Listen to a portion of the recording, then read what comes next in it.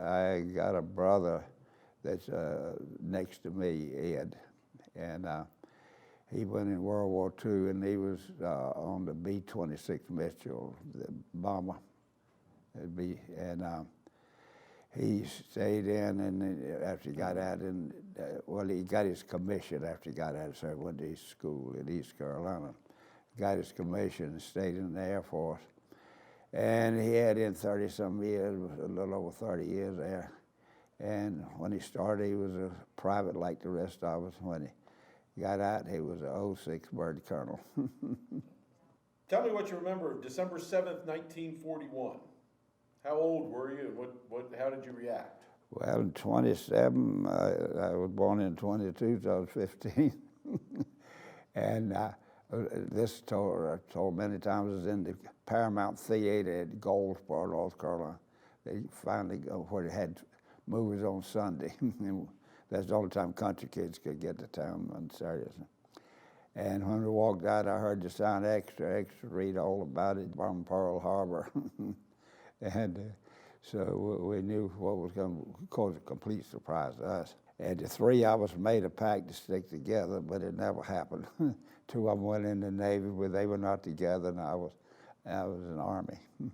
I didn't have to go because I was on a defense job, and they tried to keep me. But I wanted to go.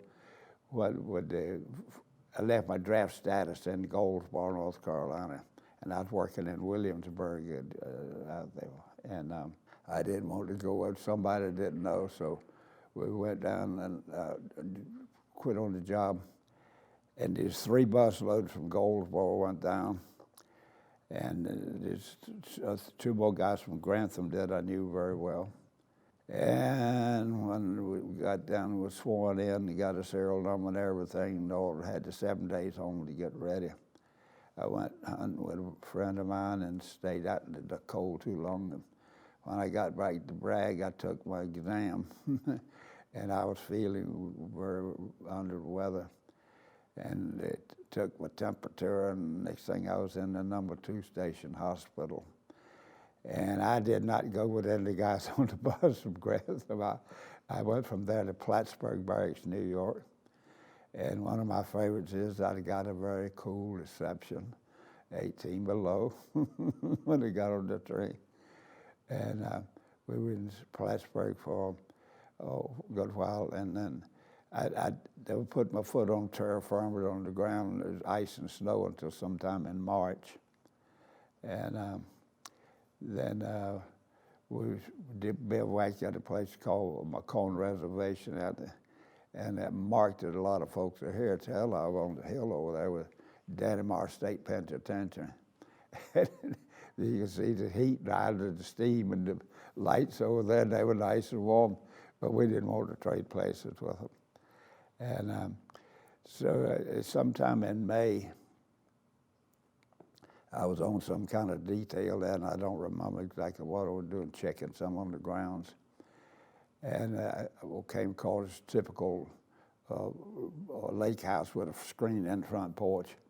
And I heard the did-I-did sound, and that rang a bell with me. So, well, I'll tell the bell to ring. When I lived in Rocky Mount, Junior Sullers and Junior Casey, we were going to be great inventors. And we learned to do different things. And we ordered a key and fixed that. And we learned the Morse code, and we must have been pretty good at it. And so when I walked on in the building there, I asked the sergeant, Wendell Duncan, I said, they want a break. I said, let me play with the key, and he said, yes. So, and I wish today I knew what I had said, but it didn't matter. And it wanted me to send something else, and it did. And I remember one of the guys said, Sarge, you better sign him up. He's better than you are.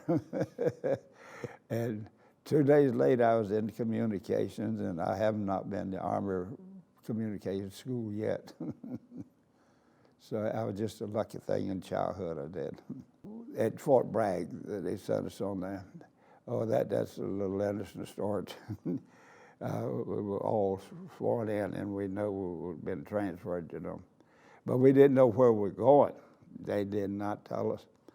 It pulled out of the train on Bragg, went down about Rayford, North Carolina, sat there for hours and hours and hours. So we figured we were going south and hoping so. And next thing, the train started moving. It was after dark. It was in December. And we went to a town. I saw Raleigh up there, so I knew we were headed south. We rolled on, and 4 o'clock the next morning, the train was backing up and back and forth, and all. And when the conductor came by, I was way over at Quantico, and I said, "What we doing at Quantico?" He said, "Well, we had 4 carloads of Marines going in the Marine Corps." And we pulled out, went to Frederick, and sat there, and sat there, and sat there, and we did not have any supper on the train. We hadn't had any breakfast. And we pulled up and went to the station in Washington and sat there for a while. I don't know what they pulled out, and we got out just out of the yard, I reckon, and the train back up, and they fastened onto a dining car, so we got there. We still didn't know where we were going. But then as we got a little further north into Pennsylvania, we started seeing snow. And New York, of course, most of the time was underground, a big part in the tunnels, going through New York. And it was dark when we got down the other side. And the next morning, we got off the train, as I said, a cool reception, 4 o'clock in the morning, 18 below. And we rode on trucks, not a bus, not heated, but with a tarp over it. But the barracks was right in the city limits, was a mile and a half most to the barracks, so that was going. When we left Plattsburgh, I'll fill this in, we went to Elkins, West Virginia for mountain climbing and demolition school. And then we left Elkins, we went to Fort Dix for overseas preparation. And then from Fort Dix, we went to Patrick Henry, Virginia, just being there. And we sailed out of Norfolk on the 17th of October. And we were supposed to be going to India. We sent a warrant officer and a master sergeant on the train with all the equipment that left it, and our orders got changed. And we ended up in Oran, North Africa. And I got there on the second day of November in 43. And so we put a bivouac area out, a little place called Floris. We had to do a lot of training. Every morning we had to run about 2 miles double time before we could have breakfast. They kept us busy. Then all of a sudden we acted as stevedore, loading and unloading ships. And then we got some more training, and then our orders changed, and we left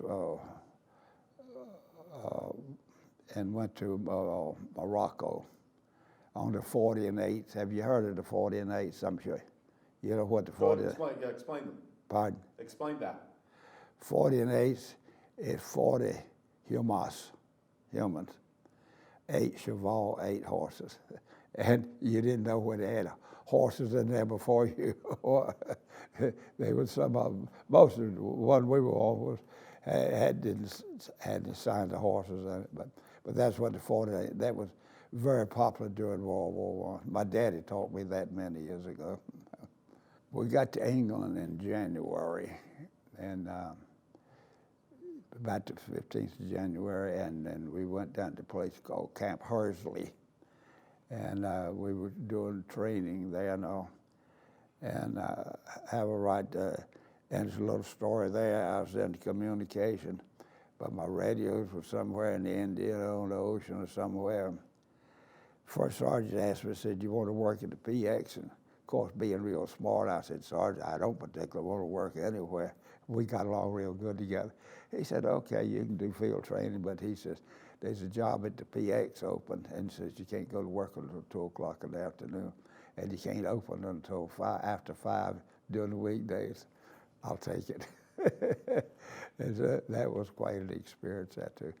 And the lieutenant that was in charge, he liked to travel and go down to London, and he arranged our schedules where we could work 2 days straight at a time or 3, you know, and then get a day or two I'll pass into London. And that worked out very well. We were in a bivouac area, and the tents, and the messenger came by, and it was orders.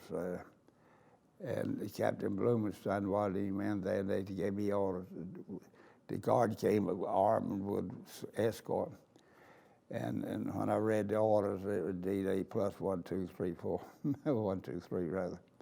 And so they had to put out security. And I quite well remember Captain Blumenstein came back to the tent we was in. The guards challenged him. He wanted to know what the H was going on. From there, we went to Bournemouth, the Atlantic city of England, and stayed in the Highcliffe Hotel. And from there, we went over to Torquay, where we got on the landing craft. We got on the 3rd. We were supposed to go out on the 4th. We got on the 4th, go and make the invasion on the 5th. But if you know the story, the inclement weather, we was a day late, so we pulled back in and spent the night there. And we got out there the next morning and making time. And as we neared the shore, I'd never seen so many ships in my life. But I actually saw a battleship firing on it, and some Navy was supporting us, you know. But they were really hitting the Omaha Beach mostly. That was the most fortified area on the whole area up there. And so we got on, and they split up my company headquarters. The company commander and the first sergeant was on a team together. And the supply sergeant and myself was, and the other one was in the team together. And we were on different boats in case we got hit, you know. So I was on the one with the 1st platoon with Lieutenant George Worth, which turned out to be a long-time blessing as he is going. I'll relate that in a minute. Anyhow, we got on the boat, and I never saw so many folks seasick in my life. I mean, and sea was rough, it really was. And this guy, the medic, came around and gave him the Atabrine, wanted everybody to take the seasick pill. Quattromani from New York. I said, God, I don't take those things. I've never been seasick in my life. Until today, I've never been seasick. And he said, you taking this order? I said, no, you don't give me order. So he went and told Lieutenant Worth. Lieutenant Worth told me to report to him, send the word by him. And I went in, he was laying there, and he was plied as a sheet that he could hardly move. And he said, you take it to Pell. I said, that order, sir. He said, that's order. I said, thank you. And so when I got out, I had that like the other side, and I stuck my head back in. I said, by the way, Lieutenant, did you take your seasick pill today? Get out of here. And so I got back up forward on the craft, and my Quattromani came again and said, what did he say? I said, take the pill. Told me to. He said, he told you to take the pill? I said, yeah. And I said, okay, all you guys be on. I said, I held my hand. I said, okay, Quattro, put it there. He did. I thumped it overboard. And I did something I never did before in my life, and I'm sorry I did. And he was going to go squall. I took my bayonet and I placed it right on his goose. I said, you going to do what? And I know I'm being a guy, but if you ever seen the Dago floating in the channel, that ended that. And I had to lead jeep off. Then the next morning, I was getting ready to make the landing. I had to lead jeep off, and he came back and said, Lieutenant, the captain wants you to report to the bridge. So I looked up then with his British accent, you know, and he said, I told him Casey reporting was ordered, and he said, you can break radio silence now, we're going ashore. I said, I'm sorry, sir, my orders are H plus 240. I should remind you, I'm the craft commander. When I say we're going ashore, we're making our run now. And I looked around, we were about 2 or 3 city blocks from the beach. And But he said, told him, and our orders were to report to the bridge and go up on the bridge. Got up there, my supply sergeant was sitting there with a blanket draped over his head. Saddest creature you ever seen in your life. How you doing, Sergeant? Ah, Lordy. That was just a conversation. I looked over Lieutenant Worth, and he didn't want to be embarrassed. And I said, good morning, Lieutenant. And so we started making preparation, and got in there. The skipper told me he put me high and dry. But when I saw the ramp and the angle, I knew we were going to be high and dry. And we were literally standing up in the Jeep. The driver was holding on the windshield and the wheel, and feeding it. And we got out of the water, and the Jeep choked off. And so I was wondering why they were so insistent that I pack all my radio gear in rubber-proof bags and tie them and the chest them float. Well, I found out when we went down so deep, my radio gear floated off in the bags, and yours truly had to go back in the channel and get my radios. And then I stacked them on the Jeep. And when I got back, Shell was trying to cut the net off, and the poor fellow was hitting his hand, and I just stopped him. And because we had to do something, and there was a medic standing there, and I got him to bandage his hand up. And I said, have you got a jack? I said, we can't cut this thing off, it's too tough. We'll use the jack and take the wheel off and remove it that way. My radio gear back on, he literally threw my gear off the Jeep. And when he got down, and the jack and the wrench was under the rear seat on the Jeep. He stood up in the Jeep. Oh, Kenny, please get down. There's a war going on. Those are real bullets. And we got down, and he got the wheel off, and everything were fine. Then some damn fib tanks had started coming in pretty close where we were.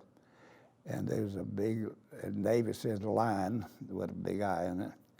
And there was a huge rope line.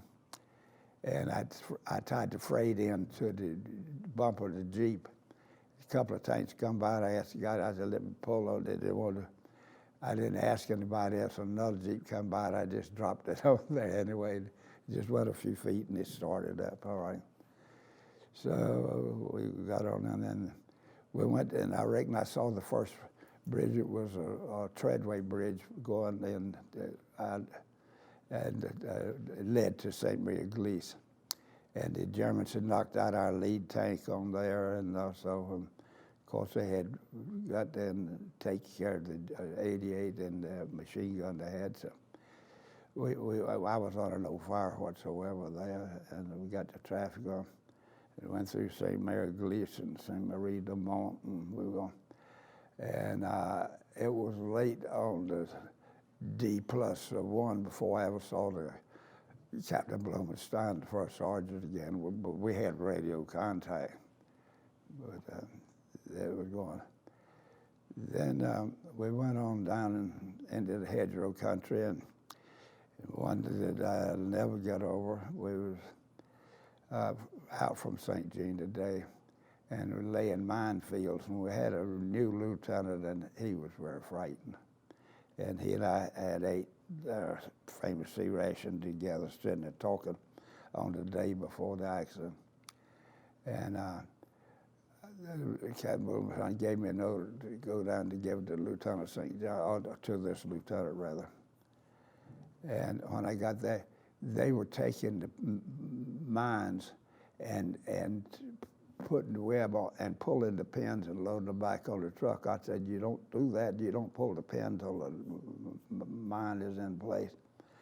And he wanted to let me know that he was running the show, and I hightailed it back to find Captain Blumenstein. And he was not in the tent right then, what they call the CP. And I heard the biggest boom I ever heard in my life, and I knew what it was. And I went running back up there. He got there, and the first guy I got to was the medic in the first platoon, Sam Weiss. He was a Jewish kid from New York, I'm from Chicago. And one nice guy you ever see, and he was just riddled. And there was a human rib, I don't know if it was or somewhere else. This hand was laying back around there, and I knew he would never make it. He'd blown all to pieces. And I told him, I said, I'm gonna give you a shot. And he said, Casey, I'm going. And you know it? I said, yes, and you know it.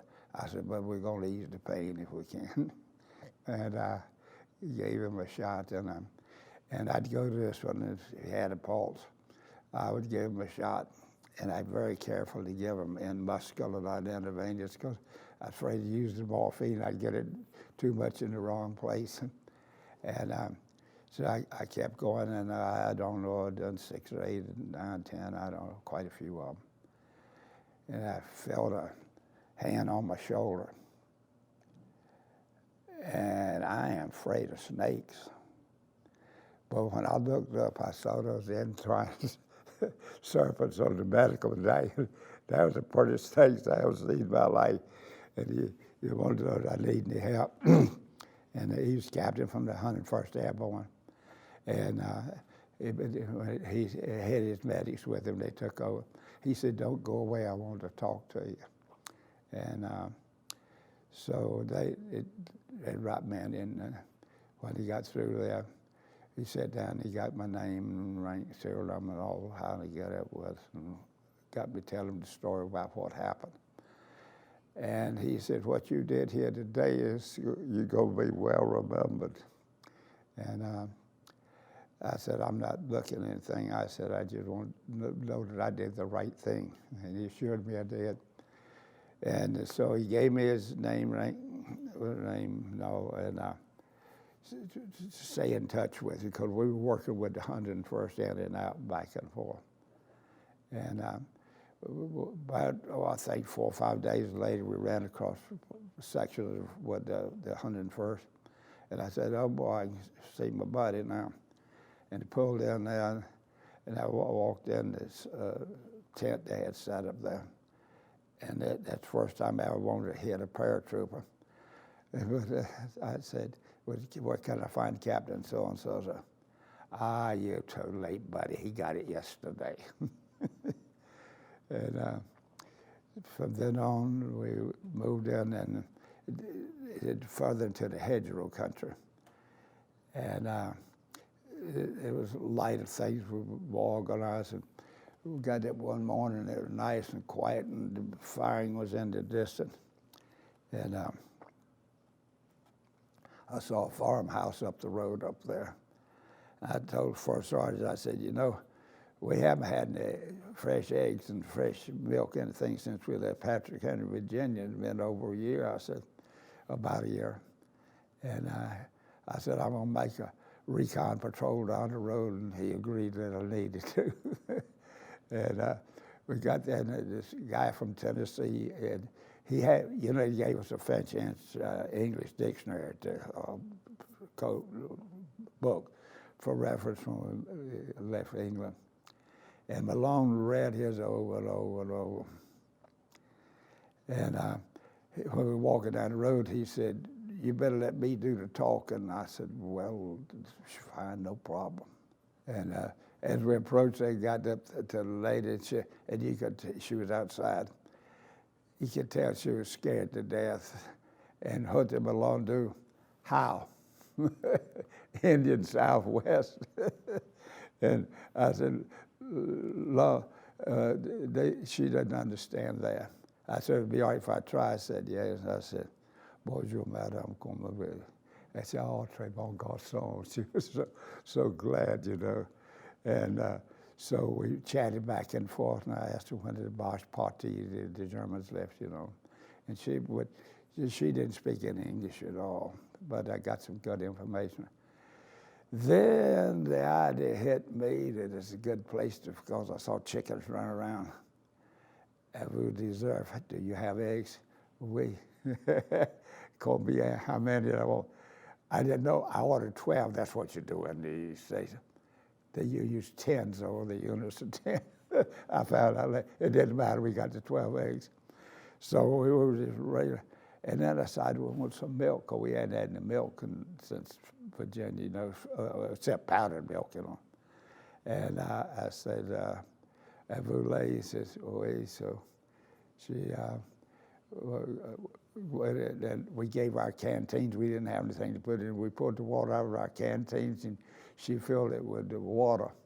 And we got ready to leave, and I wanted to know how much of it. She would not take anything, you know, just merci, thanking us, you know, and wish us well. And we started back walking, and naturally walking. And Malone said, "What did you say to that lady?" "What did you say?" I said, "What do you mean? He said, "Well, I don't know what language she was speaking." I said, he had to mess on a little bit. And so he said, she must be a foreigner. I said, "She's probably born and raised and lived in that house all of her life, you know." And so when I looked back in there, she was doing this. And I remember that day. That was one of the things I really remember, that one. There were quite a few I remember. We made the invasion with the 4th Infantry Division because they're afraid they were going to lose their engineers, so we went with the 4th Infantry Division. And then, as you went through France and into Germany, what was your mission? Pardon? What was your mission? What was the unit's mission? Mostly building bridges, clearing the minefields and moving minefields and clearing the roads. And we put out most little deacon things, road and shoulder cleared the hedge. We had to clear them to the hedge. They let them know they're in there. But and in 230, we lost more men with mines than we did enemy fire. You can't handle mines for so long before you make a mistake.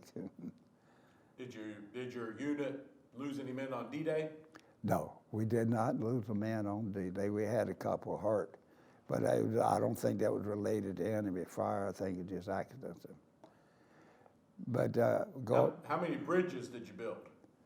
Oh gosh, afraid you, several hundred. we 238 supposedly, and I have a book on it. Should have brought it with you. I'll show it to you sometime. And we built more. We built the first bridge, as I tell you about where the tank was. Or they did, rather, and more bridges in the unit in the First Army. And we laid minefields and took up minefields. Where were you when the war ended in Europe? I was in a convalescent hospital in England. You had been wounded? Oh, yes. How did that happen? Well, I'll lead on into the story. We got in and we went in and went to Belgium, into Mons, Belgium. And then from Mons, we headed on east, and we went to Aachen, Germany. And that's where we went through this Siegfried line there, where it had all the abattis. And we had to clear those out and go in. And we went into Aachen. And the 1st Division was already in Aachen. And they we did not let the Germans know what we were doing. We would change at night. And the engineers, we went on a line as infantry. And the 1st Division pulled around to make a flank attack on the right, and as soon as you get it set up. And it was quite a deal in there. And we were staying in a big German mansion with double marble steps going around, but we were in the basement. We went upstairs, and we started on as when we were infantry, and infantry has mortars. The engineers don't carry mortars or weapons, you know. They just carried M1s, machine guns, so.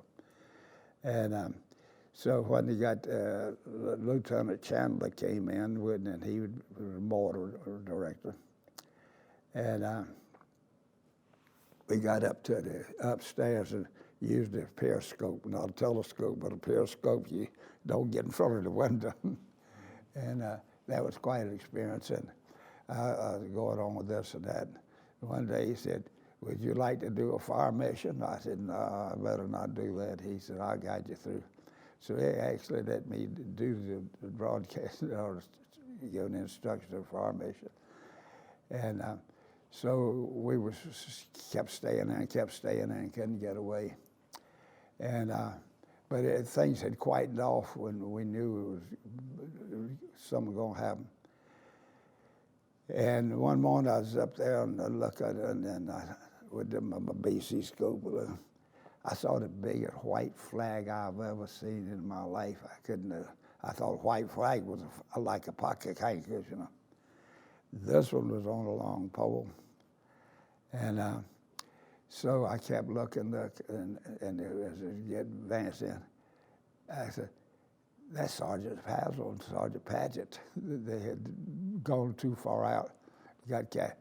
Colonel General von Wilkes was the commandant of Arcady at the time. And he had put some trust in them and to do what he wanted them to do. And when he got ready to surrender, he took his Luger and he took the magazine, threw it on one bed and the pistol on the other, and one each. And so far as I know, they still divided. I don't know, but he got that. But he could not surrender to anybody less than his grade. He had to be a general. So they had to get General Rose up there, and so I'm going to see this big surrender ceremony. And I went back, and of course I was going and told Lieutenant St. John and Captain Blumenstein what was going on. And he got the orders. And General Rose got up there about 3 o'clock in the afternoon, I think it was. And the captain was very kind. He says, "You're in charge." And of course I had been left that way before, you know. And he and the first sergeant and the Lieutenant Heath, they got to see the surrender ceremony, but I didn't. But from Aachen, we went on into Weschweiler, and that's off the Autobahn. And then while we're in Weschweiler, we were laying minefields, taking up minefields and building bridges on the interstate, not interstate, what I'm trying to say, Autobahn. And so we were making pretty good progress. And then, of course, the Battle of the Bulge come, and we were back to Belgium. And as I said before, we got a cool reception there. It was below zero for many days. And I had quite an experience there that led to me going into the hospital. And anyhow, we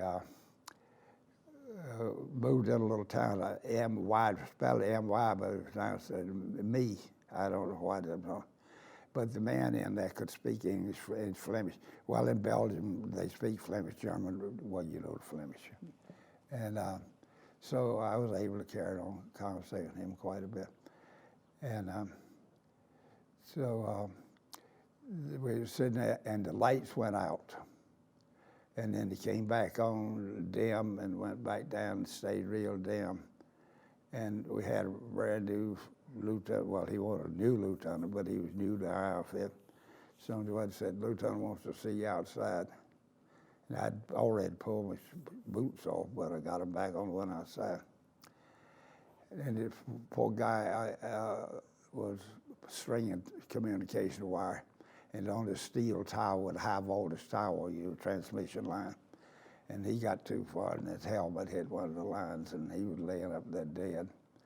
And the lieutenant, not knowing what he was doing, said, "Get that man down." I said, "Sir, we got to kill the power first." I said, "Anybody touch that man, he's gone." He said, "I said, get that man down and get him down." I said, "Lieutenant, I beg your pardon." I said, "But I don't climb very well." I said, "If you'd lead the way, I'll follow you." I said, "But when you put your hand on these 23,000 volts there, that's going to be the last time you gave anybody an order." And I told him that order. He later thanked me for it. And then we got the man that was staying in the house. You go down to the power plant. It's the hydro. All the coal plants, almost of them been knocked out, but it's a hydro plant. And you don't go in the plant and tell them to cut the power off on a certain line. So we told him what the situation was, and this guy convinced him, and he had us to sign it, the thing there. It's 7 miles down there, below zero, and we got back 7 miles, and they had got the body down, and the lights had just come back on. 7 miles back, 7 miles back, and I finally got her. The next morning, somebody got my shoes, my boots. I thought my feet wouldn't go in, and they were swollen and red, and I knew the signs. And but I went ahead and went to chow, and they put me in an aid station over there. It was a school built auditorium, I guess, and we were on cots with all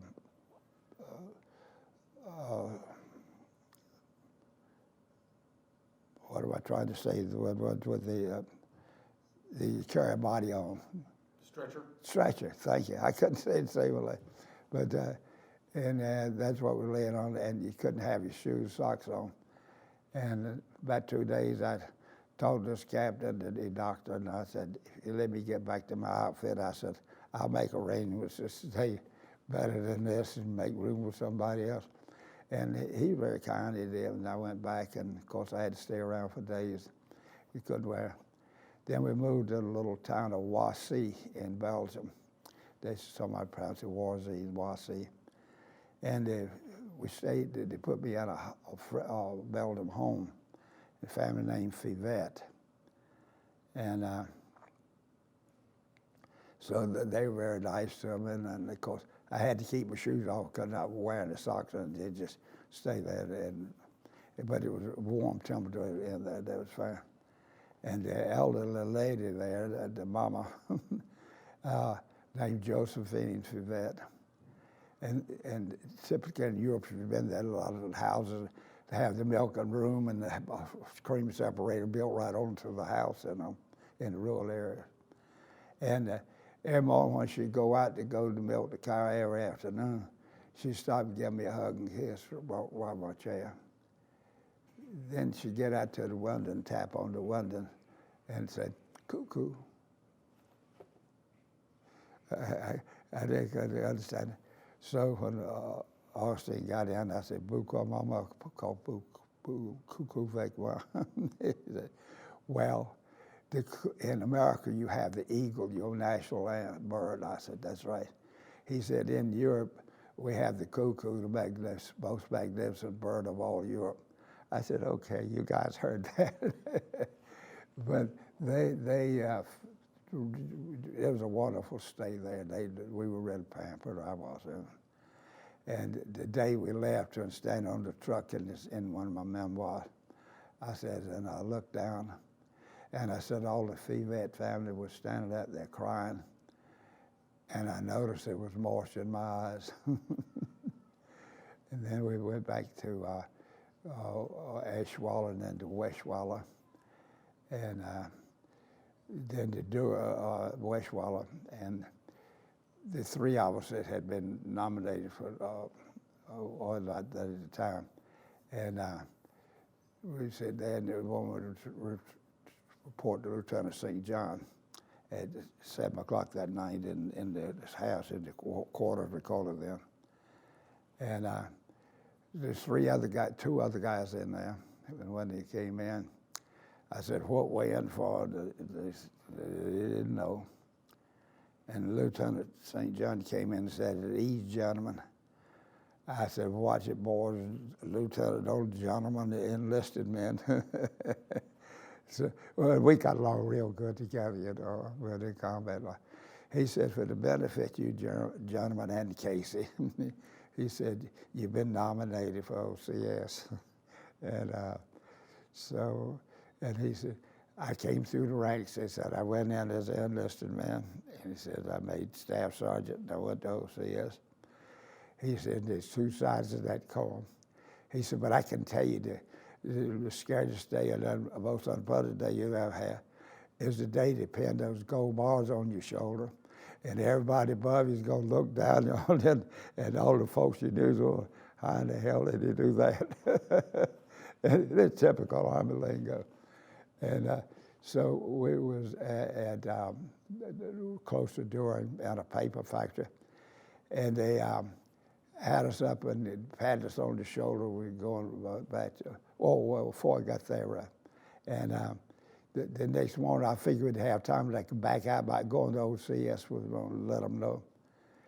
The next morning at 7 o'clock, we was on the colonel's command car going to Aachen for a review board. Sergeant Damon went in ahead of us, and it was a warrant officer went ahead. And then I was second, so I didn't get a chance to ask what kind of question I had. And this is a day I'll never forget what went in there. Had a table sitting there on legs, you could see on it. I reckon from it was an 06 bird colonel, here's a 05 major, 04 major, is major. Colonel had artillery insignia. The major on my right had the infantry insignia. One on my left had entwined serpents. I better be careful what I say. And he did everything he could to mess me up. And in a way, I guess he's doing his job like but and when the colonel or the major would ask me a question, he'd butt in, and I just nod to him then to go ahead and ask my question. Then I come back and said, "Sir, you had a question. You like the girls?" "Yes, sir, but I sure don't get to see many of them." And so he went on and asked several different, and then he said, "You ever killed a German?"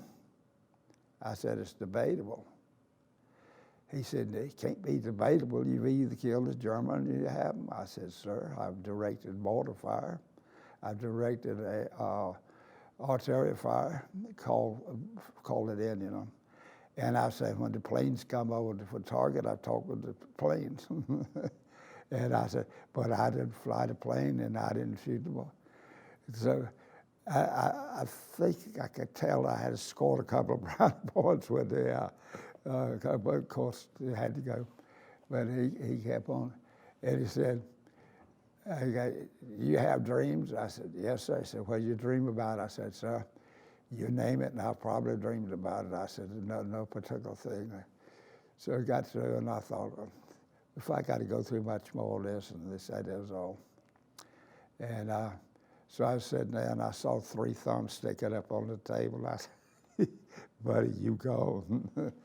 And so the old colonel said, "I see on here you lived in Rocky Mount, North Carolina one time." I said, "That's right." He said, "This place got all the big tobacco warehouse and factories." And I told him how many factories and warehouses we had, the firms. I could name them, Thornton Bricks and Imperial and so forth. And he said, "Well, I'm the tobacco business in Florida." He said, "I'm the one that makes the cigars." So, and they were all very complimentary, and that's it, and they wished me well. So that was it. And so got back the next day, and they had the lunch and pat us on the back and all. And I started back to get my things together. And I saw Ross, a boy from Alabama, a bulldog operator. And I said, "I mean, told Ross bye-bye, I better see him."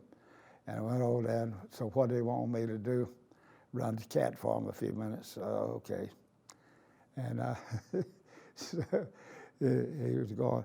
And he hadn't been gone 5 minutes before Lieutenant St. John came up, and he called me Rossa. He said, "Where's Rossa?"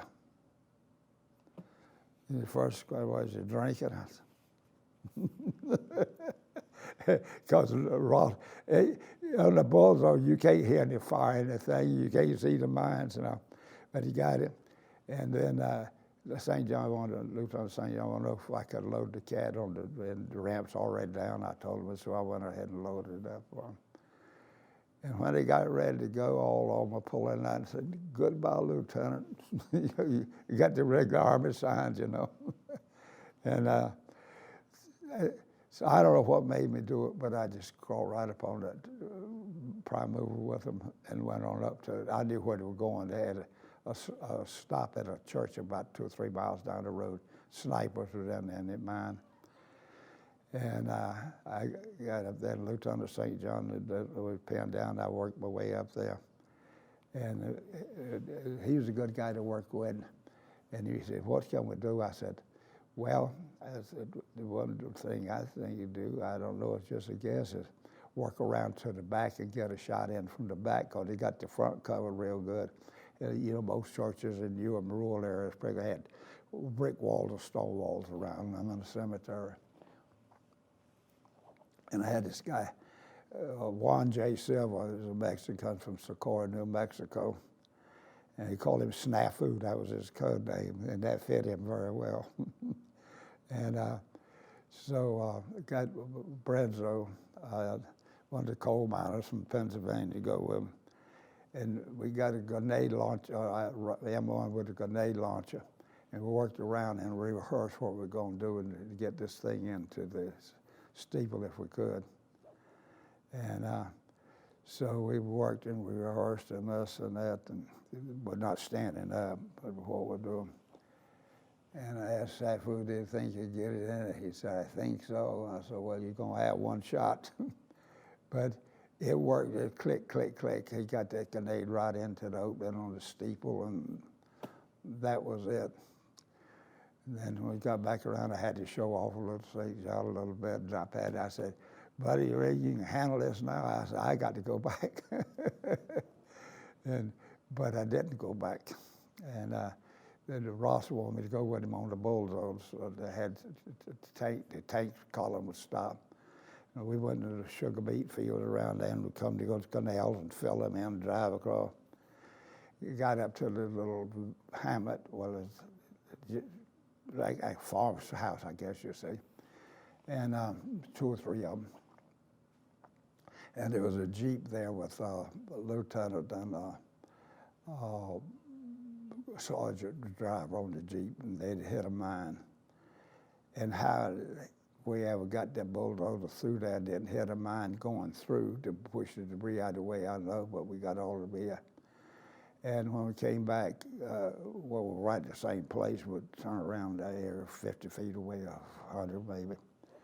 And I told Ross, I said, if I'm gonna get somebody, the infantry was coming up there, so I'm gonna get some of those guys to help me move those 2 bodies, and you push the Jeep out of the way when we get the tanks moving.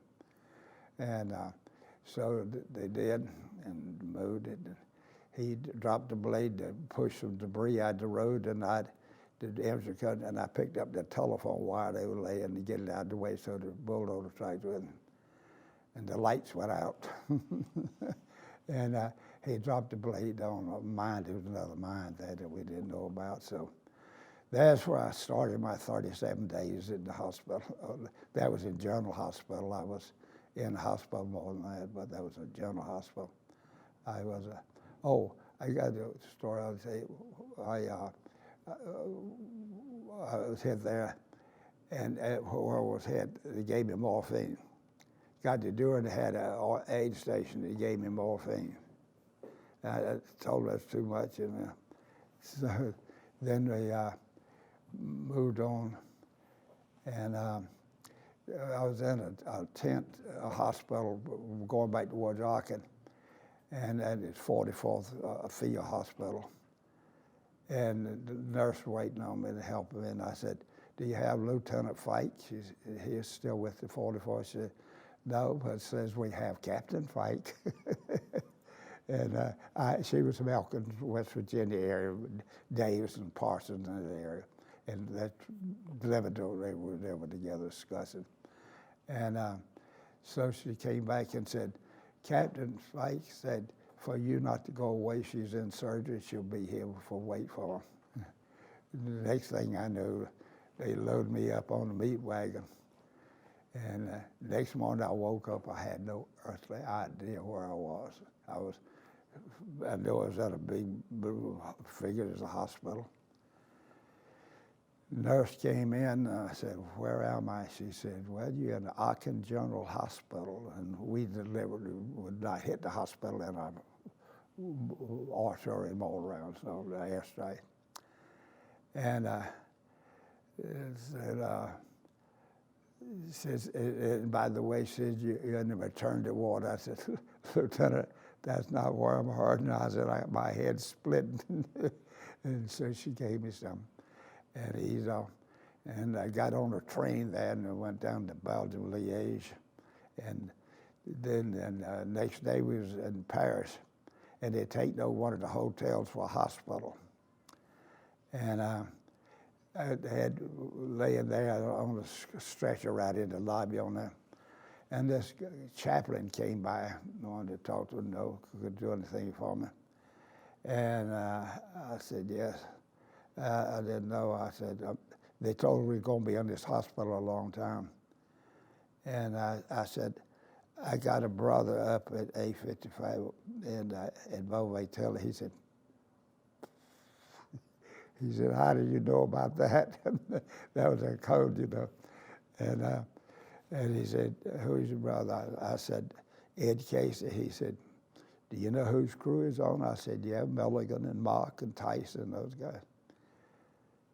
He says, well, we got a Tom Casey. I said, well, it's Thomas E. Casey. And he said, if he's not on the flight, I'll have him here tomorrow, because they had already told me I was going to be there a long time. I got up to a room about 10 o'clock at night, and next morning I went through the shot business again, I'm getting good care anyway.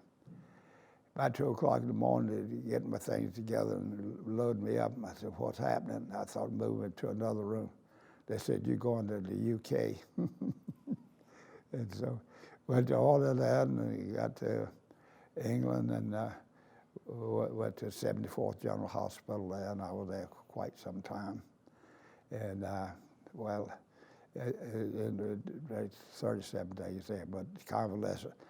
I was in convalescent when the war ended, and my brother, they could fly over. They flew over to England some, and they came by to see me. We had some time together. When did you get back to the United States? Well, let me leave this. Go ahead. And so after we got out of service, and we was telling about the trains and all the hospitals. Every car just about had a red cross on it, train. And my brother and them stood on the viaduct overlooking the train. And it probably some of the same time of day close I was there, and after the war, the very same day that I went to the hospital, they were there. And I didn't see it. I'm from England, and then I went convalescent hospital there, and then I went back to Germany, and I went back to France rather, and then to Germany, and back with my outfit. And of course, wanted my old job back, and I'll be real smart. Didn't want any job, but I had a special built shoe. I was limited what I could do. And I had a nice thing to happen there for me. And I walked in the order room one day. First sergeant said, you want to go to Switzerland? Yeah. Okay, you're Robert W. Clifton. He said, I got Clifton's pass, and he had less points than I did, way less points than I did. And so I took it. He said, you have to be Robert W. Clifton, and so I went with them. That Nello Manicio from up in Pennsylvania was with me. And of course, as you've heard more times, cigarettes were worth more than money over there, and I didn't smoke. So I had some good travel expense. And we was in Mulhausen, and this guy came up with a satchel, and he showed us the credentials as a doctor wanted to buy cigarettes. But we didn't know where we set up or what, but we decided to go with him. And I had 10 cartons of cigarettes, but when I went in, and I had $100 when I came out. And not supposed to tell those things, but it happened. And then we got to Montana. That's the first time we went in Switzerland. And we got down to Liège, and not Liège, but I'll call it in a minute. Lucerne? No, in Switzerland, where the Matterhorn is. Oh gosh, I know it so well. and I'm getting worse every day. Not Montevallo, but anyway, it doesn't matter. And we walked out the next morning, there was the Matterhorn, we could see that, and we got on the trolley, went up to Mount Royal, and that mountain was so steep they had to stop every so often and then gauge a cogwheel in the sun and get up. And I bought him a Vada watch there and came back, and that was Switzerland, and then they moved back into Germany, and I sailed out of France, one of the southern France, and back to Fort Bragg and discharged at Fort Bragg. I was at Dix a while in New Jersey and settled there. The 238th after the war has had a long history of reunions. Yes, sir, and I'm part of it. When did the reunions begin? Yes. Well, I all of a sudden I got the 2-cent postal card. How would you like a 238 reunion, this and that? And the guy, Ned Hunsing in Jacksonville, and Ned's the last one you think about doing anything. He had the idea, but Louise did the work, his wife. And and this was in April of '47. And so we decided it's a good idea. So we got down to Jacksonville, and there was 11 of us there on the first one, and decided we're going to continue. And the next one was in Winston-Salem. We had 60, the veterans, not just people, we had plus family members. So. The next one was in Nashville, Tennessee. We had over 100, and it grew for a while. And now, as far as I know, I'm it when I get there. The only member of the 238. It's held together by the family member, 238 Association. And Karen, my daughter, she went to her first one before she was a year old. And this is another story we tell. And we stopped along the road and they had a sign that said rest there. And you get up on top of the hill there. It is a rest area. There was no facility, it was just woods. So we traveled on until we came into a little village, a town up there, and had to go to rest. But Eunice was a mama and a mother and a home economics teacher and everything. But Karen had her first birthday party in Nashville, Tennessee, with the GIs, 238. And then she had the real birthday party when she got back home. But it started, and then I don't know, we've been to York, Pennsylvania, we've been to Chicago, we've been to Tulsa, and Miami, and Montgomery, we've been all over. As you look back on your service, what makes you the most proud? Well, I'm proud, I guess I have to say, number one, that I was serving my country, trying to do my part, not pinning in the bouquets on myself. I hope I had that attitude, and my dad must have had that attitude, so I did. But I reckon if I saved any of those lives the day of the explosion, I hope I did. Well, I know I did because some of them came back. How should the World War II generation be remembered? Well, I'd say the best place to be remembered would be Bedford. And I'm saying that as a compliment. And like I said, I saw it when it was in the surveying stage. And again, it means a whole lot. I just wish more people had used it over the years than did. But it seemed like it grew, instead of getting smaller, it grew and getting larger. What should children today know about your generation? Well, I think they should know that this country is going to have to be defended. And that, number one, the love the country.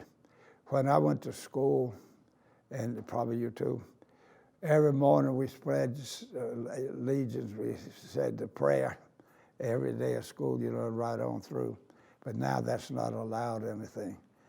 And I think they should find out, and I would tell them to do history and find out about World War I and World War II and the Great Depression and how this country was formed, and the covered wagons, and just history of Lewis and Clark, how this nation got here to be what it is. But it could be destroyed less time than it was built. and I'm afraid of that.